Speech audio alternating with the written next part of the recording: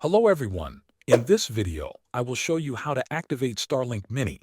Start by taking your Starlink Mini kit and turning the device over. On the underside, you will find a label.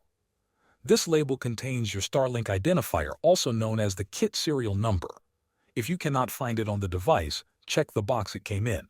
Keep this number ready because you will need it during activation. Now move to powering on the device. Place the Starlink Mini in an open area with a clear view of the sky. This helps it connect better to satellites. Plug the power cable into the unit and connect it to a power source.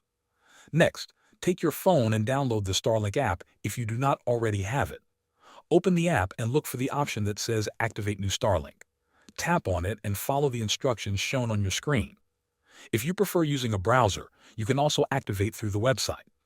After this step, you will need to create an account or log into an existing one.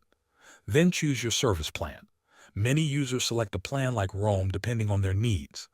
Enter your service address and fill in your billing details carefully. Once everything is submitted, your Starlink Mini will begin activating.